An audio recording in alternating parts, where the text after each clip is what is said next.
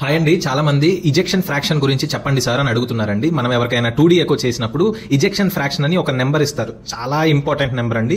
ఏంటంటే అది గుండె యొక్క పంపింగ్ కెపాసిటీని మనకి చెప్తుందనమాట. సో నార్మల్ గా ఇళ్లలో మోటార్స్ ఉంటాయి కదా, మోటార్ ఏం చేస్తుంది, అండర్ గ్రౌండ్ లో వాటర్ ని ఇళ్లలోకి సప్లై చేస్తుంది అనమాట. అది కింద నుంచి నీళ్ళని లాగుతుంది కదా, సో లాగి మళ్ళీ పంప్ చేయడం ఆ కెపాసిటీయే ఈ గుండె యొక్క ఇజెక్షన్ ఫ్రాక్షన్ కెపాసిటీ అనమాట. ఆ ఇజెక్షన్ ఫ్రాక్షన్ ఎంత మంచిగా ఉంటే ఆ బ్లడ్ అనేది మన అన్ని ఆర్గన్స్ కి అంత మంచిగా వెళ్తుంది, మనకి ఎటువంటి ప్రాబ్లం లేకుండా ఉంటుంది. సో నార్మల్ గా ఈ ఇజెక్షన్ ఫ్రాక్షన్ అనేది 50 నుంచి 65% అనమాట. సో నార్మల్ ఇజెక్షన్ ఫ్రాక్షన్ మీకు 52 ఉండొచ్చు, 55 ఉండొచ్చు, 60 ఉండొచ్చు.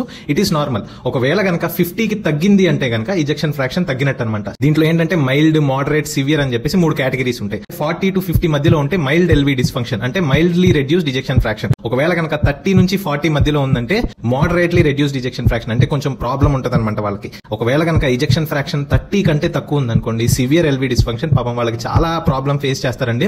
విరోచనంకి వెళ్ళినప్పుడు ముక్కినా సరే వాళ్ళకి సడన్ గా ఆయాసం వచ్చేసి చెమటలు పట్టేసి కొంతమంది చనిపోతారు కూడా. సో ఈ ఇజెక్షన్ ఫ్రాక్షన్ ఎందువల్ల తగ్గుతుందంటే కొంతమందికి హార్ట్ అటాక్స్ వచ్చినా సరే, లేకపోతే కనుక కార్డియోమయోపతీస్ అంటే బాగా మందు తాగితే డైలేటెడ్ కార్డియోమయోపతి అని వస్తుంది. కొంతమందికి ఏంటంటే పుట్టుకతోనే ఈ డైలేటెడ్ కార్డియోమయోపతీస్ అని వస్తాయి అనమాట. ఇంకొంతమందికి ఏంటంటే ఎమైలాయిడోసిస్ అని, సార్కాయిడోసిస్ అని కొన్ని రేర్ జబ్బులు రావడం వల్ల కూడా ఇజెక్షన్ ఫ్రాక్షన్ అనేది తగ్గుతుందన్నమాట. ఈ ఇజెక్షన్ ఫ్రాక్షన్ ని మనం ఇంప్రూవ్ చేసుకోవచ్చా అంటే చేసుకోవచ్చండి. కాకపోతే 30 ఉన్నది 50, 60కి రావడం చాలా కష్టం అండి. కాకపోతే ఏంటంటే ఈ ఇజెక్షన్ ఫ్రాక్షన్ తక్కువ ఉన్న వాళ్ళకి ఏంటంటే సిమ్టమ్స్ రాకుండా మనం ఏంటంటే చాలా మందులు ఉన్నాయన్నమాట. సో ఆర్ని అని చెప్పేసి, బీటా బ్లాకర్స్, లేకపోతే డయూరెటిక్స్ అని చెప్పేసి చాలా మందులు ఉన్నాయి. ఈ మందులు అనేవి వాళ్ళు లైఫ్ టైం వాడాలండి.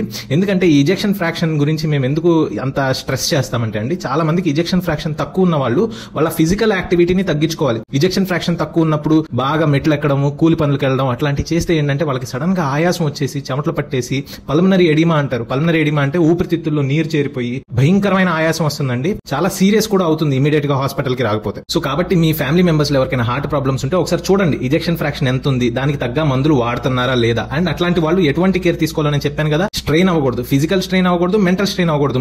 మళ్ళీ చెప్తున్నాను, విరోచనంకి వెళ్ళి ముక్కినా సరే వాళ్ళకి సీరియస్ అయ్యే ఛాన్సెస్ ఉంటాయి అనమాట. అందుకే ఏంటంటే హార్ట్ ప్రాబ్లం ఉన్న వాళ్ళకి సిరప్లు ఇచ్చేస్తాం. అంటే ఫ్రీ మోషన్ అవడానికి లాక్టిలో సిరప్స్ అని ఉంటాయి, అవి ఇస్తామన్నమాట. ఎందుకంటే వాళ్ళు వాడే ఈ ఎకోస్ప్రిన్ లేకపోతే ఇట్లాంటి టాబ్లెట్స్ వల్ల ఏంటంటే వాళ్ళకి కాన్స్టిపేషన్ అనేది కొద్దిగా వస్తుంది అనమాట. సో కాబట్టి ఏంటంటే ఫ్రీ మోషన్ అవ్వడానికి మనము సిరప్లు ఇవన్నీ ఇస్తా ఉంటాం అనమాట.